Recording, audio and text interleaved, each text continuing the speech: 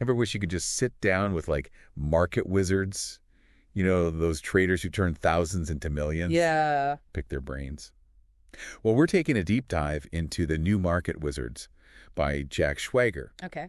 And it's a book packed with interviews with these top traders, and we're on a mission to uncover what they do differently, what makes them tick. Yeah. What's a prime, even the author, and he's interviewed a lot of these people. Right. So he's got a pretty good pulse on the market. Yeah, what's really interesting about this book is that it goes beyond just those abstract theories and dry statistics.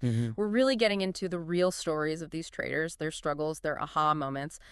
Some of them are surprisingly simple, but very profound. So no, like, magic formulas. Not quite.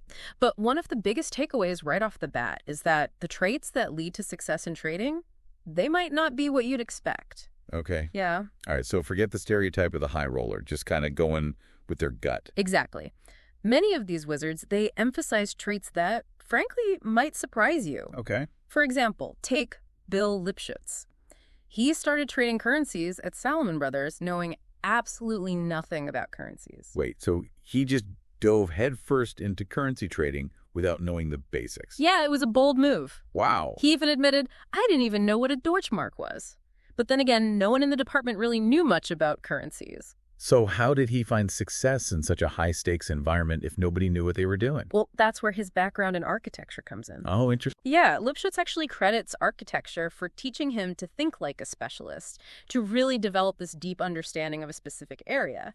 And he applied the same approach to mastering the complexities of currency trading. So he took the principles of, like, mastering architectural design, and he applied them over to understanding these nuances of currency markets. Precisely. Instead of trying to be a jack of all trades, he went deep, becoming an expert in his specific niche. Interesting. So it sounds like this wasn't about following the crowd. This was about forging his own path. Absolutely. Lipschutz understood the importance of, things like scaling in and out of trades, letting those profits run, but most importantly, not letting the emotional roller coaster of the market dictate his decisions. That makes sense. So it's about having a system, trusting your analysis, not getting swept up in all the hype. Exactly. So it's not just about being this specialist, but it's really about mastering your own emotions too, right? Absolutely. Because Schwager tells this pretty gripping story about Randy McKay and, like, his gold trading nightmare. Yeah. It just reminds us how, that fear of missing out, that can actually be even more painful than just taking a loss. Yeah, that's so true. Imagine yourself as Randy McKay back in the late 70s. Okay. Gold is on this, epic bull run. Everyone's making money. Right. Except you're sidelined, watching your cash pile kind of shrink, as gold climbs higher and higher. Yeah, I can only imagine that feeling of being left behind while everyone else is, on the gravy train, right? Exactly. You almost feel obligated to get on board. And that's exactly the feeling that McKay was wrestling with, The longer that bull run went on, the more intense that fear of missing out became. And he knew, rationally, he should stick to his plan, wait for the right opportunity, but the pressure was just immense. So what happened? Did he give into, the FOMO, the fear of missing out? He did. McKay ended up buying gold basically at the peak, almost out of desperation, just to be a part of the action. He even admitted later that, his rational mind was screaming, no, Wow. But that emotional pull was just too strong. So I'm guessing right after he buys in, the market takes a turn for the worse. You guessed it. The market crashed and McKay took a significant hit. Of course. But here's the interesting part. He was actually relieved. Relieved. That doesn't sound like the typical reaction to a huge loss. I know, it might seem counterintuitive, but think about it. That constant agony of missing out, that feeling of being left behind, it was gone. Okay. He finally took action, and even though it resulted in a loss, the relief from ending that agonizing inaction, it was palpable for him. That's a powerful insight, though, because it's almost like that fear of missing out can be so strong, it actually clouds our judgment and can lead us to these, irrational decisions. Oh, absolutely. And this ties directly into common behavioral biases. Things like loss aversion, the fear of losing money. That's a really powerful emotion that can really distort our decision-making. And then you have, the herd mentality. Yes. Right? If everyone's doing it, you must be missing out on something. It's like social pressure, but applied to trading, right? Right. Precisely. And, professional traders, they're well aware of these biases and they often exploit them to their advantage. But for individual traders, the key takeaway here is the importance of having a well-defined plan. Mm-hmm. Right? So having a plan can really help you to stay grounded and avoid making these emotional decisions, especially when things get heated. Absolutely. Like having that roadmap to guide you. Exactly. And, this leads us to another fascinating debate that Schwager kind of digs into in the book, and that's the role of technical analysis. Okay. Some traders, like Victor Sperandeo, for example, they swear by charts, by patterns. Okay. They use these tools to kind of try to predict future price movements. So they're looking for those telltale signs in the charts, Mm-hmm. right? Like almost footprints in the sand to Yeah. guide their trading decisions. Exactly. Sperandeo, he believed that understanding market psychology combined with recognizing these key chart patterns was the key to successful trading. Interesting. He would even point out the influence of what are called floor traders. Okay. These are the people who are actually, trading directly on the exchange floor. Right. He said their actions actually kind of create this ripple effect that's reflected in the charts. So it's not all random noise. There's actually a human element at play that's influencing those patterns. Exactly. But I'm guessing not everyone subscribes to this approach. You're right. Not everyone buys into the power of technical analysis. Right. For example, take William Eckhart. Okay. He was very skeptical of using charts to try to predict the market. He believed that most of these patterns that we see, they're just our brains trying to find order in what is essentially chaos. So we're hardwired to see patterns even when they may not actually be there? Exactly. He called it overfitting, which is basically forcing a system to fit past data so tightly that it loses its predictive power for the future. Right. Think of it like trying to predict the winner of the Super Bowl based solely on the last 10 years of data. Okay. Yeah. You might find some trends, but it doesn't guarantee future outcome. Right. So how do we reconcile these two, seemingly opposing viewpoints? Right. We have this camp that believes in technical analysis, then you have the other camp that's a little bit more skeptical. Where do we fall? Well, and that's the beauty of it. There's no one right answer. It's really about understanding that markets are complex and our own biases, they inevitably come into play.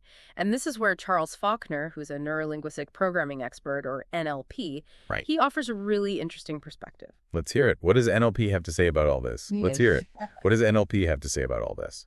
Well, Faulkner, he suggests that maybe it's less about the specific method you use, Okay. whether it's technical analysis or something else, and more about finding one that really resonates with you and then truly mastering it.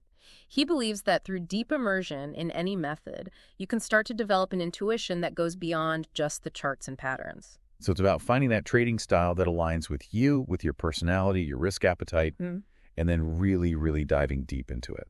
Exactly. It's like, Faulkner uses this metaphor of different colored glasses. He's basically saying that all these technical methods, they're essentially different ways of looking at the same underlying data price. Okay. It's like wearing different colored glasses, right? Right. The world might look different through each lens, but it's still the same world. That's a really helpful analogy. So it's not about finding the right pair of glasses. It's more like finding the pair that you can see clearly through. Exactly. Use those to navigate the markets. But trading isn't just about charts and patterns, right? There's this whole psychological game involved, which I think Schwager also dives into. Absolutely. Oh, yeah. And he actually shares this really interesting anecdote about a trader who, believe it or not, became so successful that he started hiding his account statements from his wife. That's interesting. Yeah. You think he'd want to brag, share that success a little bit, Rob? You'd think so, right? But it turns out that he was subconsciously sabotaging himself. Wow. According to Dr. Krauss, who's a hypnotherapist that Schwager interviews in the book, this behavior stemmed from a deeply held belief that success equals guilt and punishment. Wow. So his subconscious was actually working against his conscious desire for wealth. That's incredible, though. It really highlights how our unconscious beliefs can be driving the show without us even realizing it. Absolutely. Even in something like trading, which you think would be very rational. It's a powerful reminder that self-awareness is so crucial, right? Journaling, reflection, those might seem like kind of, touchy-feely practices, but they're actually incredibly valuable tools for uncovering those hidden patterns in our own behavior. So taking the time to really understand our motivations, our fears, maybe some of those ingrained beliefs that we've never really questioned that can actually make a huge difference in our trading. Absolutely. It's like becoming our own therapist in a way. Exactly. And, this brings us to, I think, a really important point that ties everything together. Okay. It's the importance of finding your edge. So finding that unique approach or strategy that gives you a consistent advantage. Precisely. And Schwager illustrates this beautifully by showcasing the diverse approaches of these different market wizards. Okay. Take, for example, Richard Dryhouse. He focused on small-cap stocks, those companies with huge growth potential before they hit the mainstream. He was like a scout, searching for those hidden gems out in the world. Exactly. And he used technical analysis, but mainly for timing his entries and exits, not as his primary decision-making tool. Yep. And then you have someone like Joe Ritchie, who evolved from arbitrage, exploiting those tiny price differences in different markets. Right. He evolved into trend following. Okay. And he prioritized building a really strong team and a really robust system. So two wildly different approaches, but both incredibly successful in their own right. Precisely. And that's the point. There is no single path to trading success. It's about finding what works for you, for your personality, your risk tolerance, your strengths. Yeah, it's like that old saying, there's more than one way to skin a cat. It's exact, but applied to the world of trading, right? Exactly. And that's where, going back to Faulkner, his concept of the operating metaphor comes into play. He asks this provocative question: are you a hunter, a gardener, or a detective? Interesting. Which one of those resonates more with your trading style? That's such a thought-provoking question. It really makes you think about your underlying approach, doesn't it? It does. Are you out there patiently waiting for the perfect opportunity to pounce, like a hunter? Or are you more meticulously cultivating your portfolio like a gardener, nurturing those investments over the long term? So finding your edge is about understanding not just the markets, but also yourself. Exactly. I love that. And on that note, I'll leave you with this final question to ponder.